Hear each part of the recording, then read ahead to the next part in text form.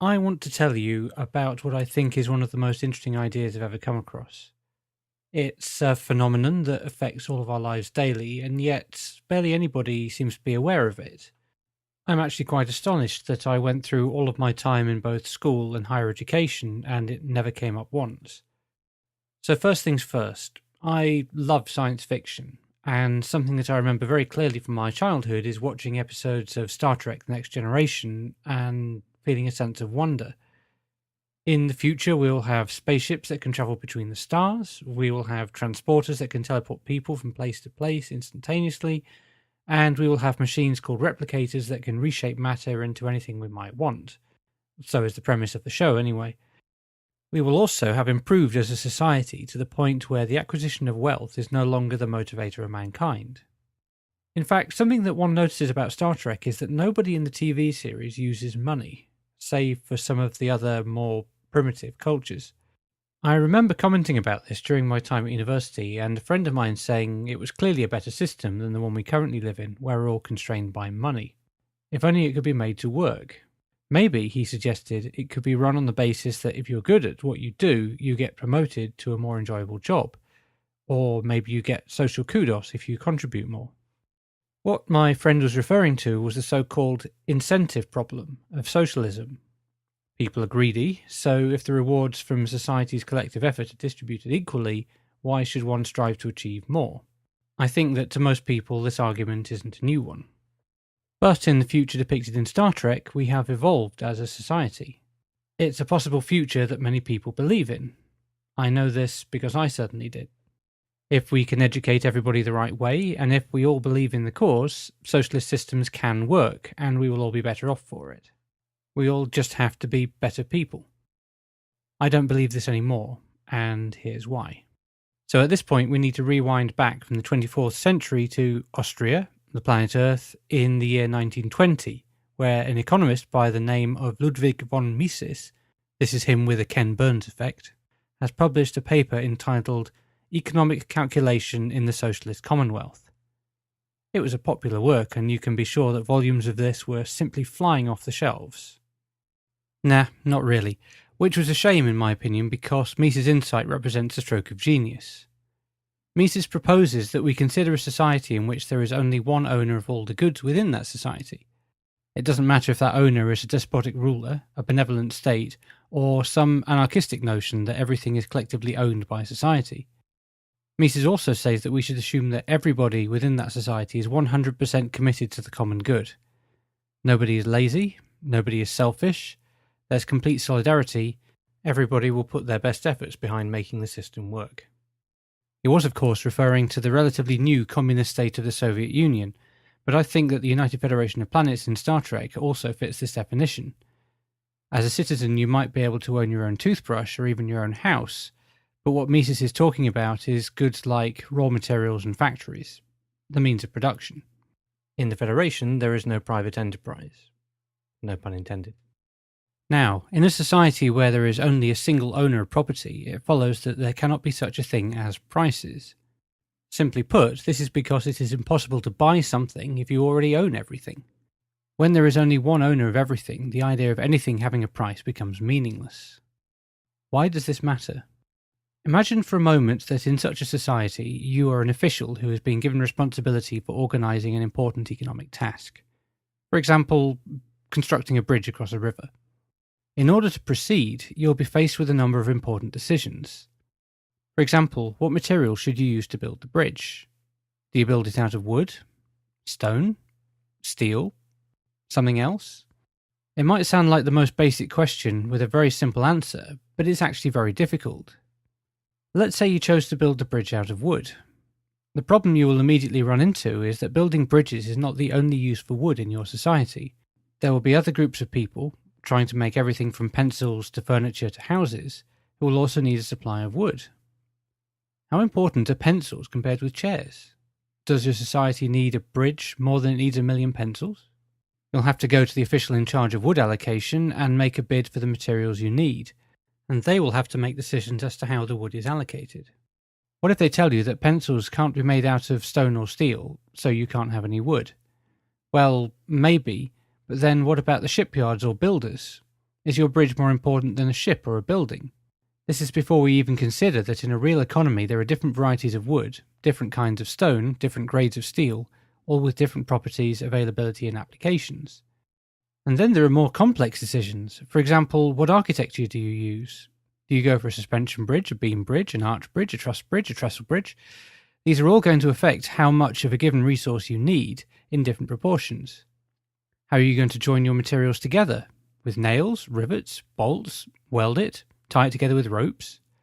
Then there are human resources to consider. Do you use a pre-existing design that may not be optimal, or do you arrange for an engineer to spend time coming up with a new design that better fits the design parameters? How available are designers, and what should they best be spending their time doing? Do you construct the bridge on site using an army of low-skilled workers, or do you pre-assemble it in an automated factory and transport it to site in one piece? Maybe those workers will be better put to work digging ditches. Maybe that factory should be building cars or tractors. We can also pull back and ask an even more fundamental question, which is how do we know that a bridge is the most efficient solution to the problem of enabling transport across the river? What about other potential solutions such as a ferry or a tunnel?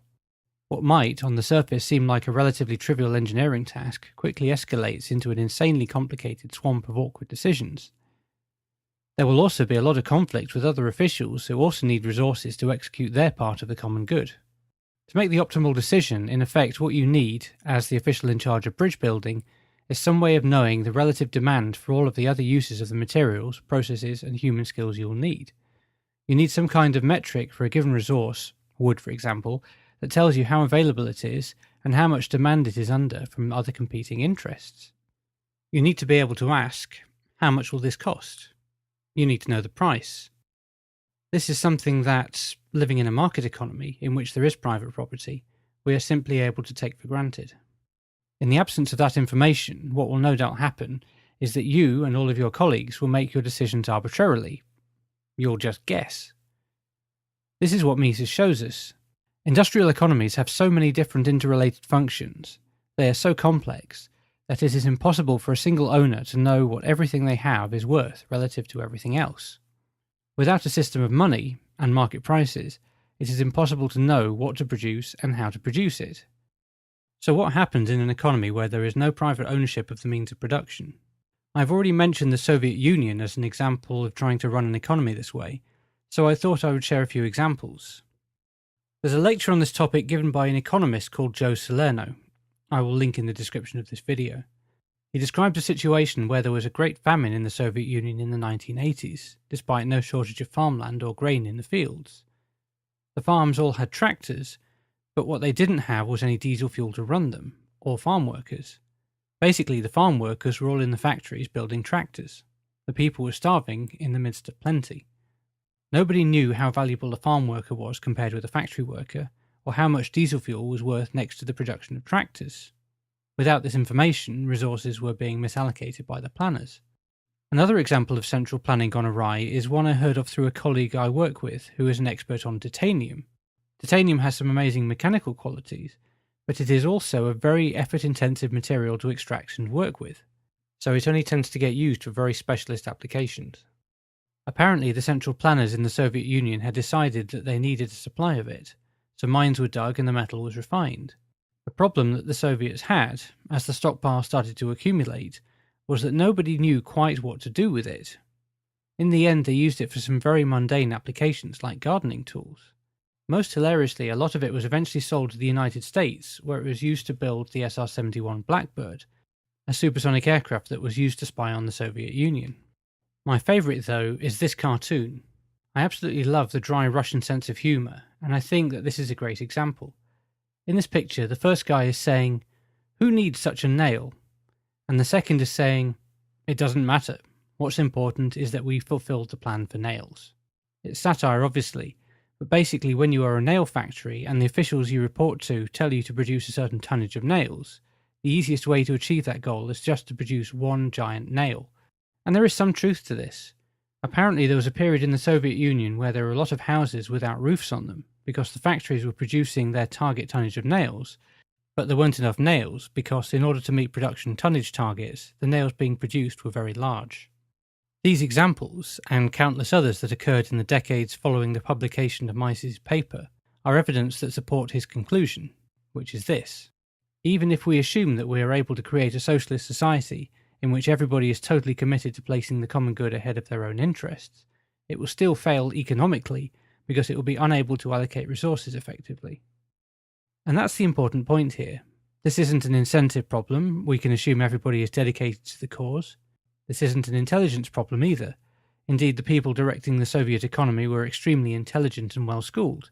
It isn't even necessarily an information problem.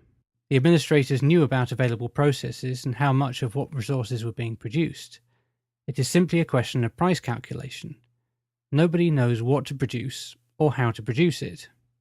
Mises's genius was in identifying the economic mode of failure of the Soviet Union more than 60 years before it happened. Indeed, one can argue that the only thing that kept the Soviet economy functioning for that time was their ability to look across at the West and copy the prices they saw there. Why do I think you should care about this? I said that price calculation affects all of our lives, and this is true. For example, next time you walk around a supermarket, notice that somehow everybody responsible for getting that Granny Smith apple, rump steak or packet of crisps onto the shelf in front of you knew just what they needed to do and how much they needed to do with it. Think about the supply chains involved, not just the farmer, shipper and supermarket, but all of the machinery, fuel, human effort and other materials needed to put that product on the shelf in front of you. In a capitalist market economy, there is no central organising body coordinating things. And yet somehow just the right amount of produce is arriving at just the right rate so that rarely are the shelves ever empty. Isn't that amazing? And of course there is the flip side of this idea. Obviously we don't live in a society with a single owner of the means of production, but there are large parts of our economy that do have a single owner. Perhaps the best example of this is the National Health Service, which is also described as a single-payer healthcare system, the single payer being the government. The scale of the NHS is simply enormous. Spending on it accounts for more than 19% of government spending, or 7.5% of the UK's GDP. It has 1.7 million employees, which makes it the fifth largest employer on the planet. It also has a reputation for a whole host of problems including long waiting times, understaffing, underinvestment, poor patient care and so on. Arguably, these are the sorts of problems that also plague other services that are wholly owned by the state. A friend of mine once commented to me in complete exasperation, "We pay more and more every year, but our services keep getting cut. Why?" It seems to be a very common sentiment. So whilst spending on the NHS has more than tripled in the last 2 decades, why is the NHS still underfunded and always desperately crying out for more investment? Is it just a lack of investment? Is it a lack of political will? Is it bad political leadership? Is it lazy or incompetent staff? I certainly have trouble believing this last one based on my personal experiences using the NHS and the people I know who work for it. The answer, or at least a big part of it, is price calculation. Ask yourself this: how much is a hospital doctor worth? How much is a nurse worth? How many operating theatres are needed? How should we use those operating theatres? Should doctors see patients in their surgeries or at home? Which drugs or treatments are the most cost-effective? Is it more effective to diagnose patients by training lots of doctors or by using more equipment? Which equipment? If a new form of treatment comes along, how do we compare it to the cost of existing treatments? How can we answer any of these questions when, for the vast majority of the UK healthcare system, there is only one owner? When you hear news stories of ambulances queuing up outside accident and emergency, or long waiting lists, or politicians setting arbitrary targets, it shouldn't come as any surprise to you now that you know about the problems of resource allocation without the price system. I used to be a big believer in the NHS, but I'm not anymore. When I say this, it tends to horrify people. You don't believe in the NHS? You don't want poor people to get healthcare? Actually, I do want poor people to get good healthcare, and that's why I'm against the horribly inefficient monolithic entity that is the NHS. Given what I now know, and what I've just shared with you, I think it's a good idea to explore other ways of making sure that this happens. Ways that cost less and deliver more. I'm not going to get into a discussion about what we could replace the NHS with here, but I think what matters is that ownership is dispersed so that the system of price calculation can make the delivery of healthcare efficient. So on a lighter note, let's bring this back to Star Trek. What does price calculation mean for the 24th century? I don't know how to build a warp coil or a transporter pad, but if past trends in the development of technology are anything to go by, the business of manufacturing any of these single components, let alone a complete starship, is going to require a far wider range of exotic materials and even more complex supply chains than anything we see today. I know someone at this point will say, but they have replicators, so why worry about a supply chain? At first, invoking this bit of space magic, machines that can make anything from nothing, might appear to solve the problem. Unfortunately, physical hardware isn't the only scarce resource that needs to be allocated. One still needs to consider the allocation of other resources such as energy, physical space, and human time, all of which are going to be much more diverse, expansive, and complex than they are today. Without money, and hence the ability to calculate market prices, the United Federation of Planets would simply not know what kind of starships to build, or how to build them. If, like me, you're a fan of Star Trek, you'll probably find this realization a bit depressing. And I want to end on a positive note. So, what will an advanced future society look like? I actually think it's going to be great. You should forget Star Trek, because when the bright technological future comes, it's actually going to look a lot more like the Jetsons. This is just an ordinary family, living ordinary lives, forming ordinary relationships and dealing with ordinary problems. They're nothing special, and yet they live luxurious lives thanks to a plethora of labour-saving devices and gadgets, which a market economy has made affordable for them to buy. George Jetson works. He has a job, which he works in exchange for wages. His working week is 1 hour a day, 2 days a week. This might sound absurd, but it is only an extrapolation of how working hours have been declining over the last century as advancements in technology have made humans more productive. Capitalism is a system that means that over time, even the average Joe can enjoy more wealth, objectively speaking, for fewer hours worked. And the best part of it is that to usher in this future, we don't all have to evolve to be above the acquisition of money, whatever that means. If you want to work hard for rewards, you can do. If you want to slack off and still enjoy a better standard of living than your ancestors could have even dreamed of, that is also possible. I think a bright future awaits us, and it's all thanks to market price calculation.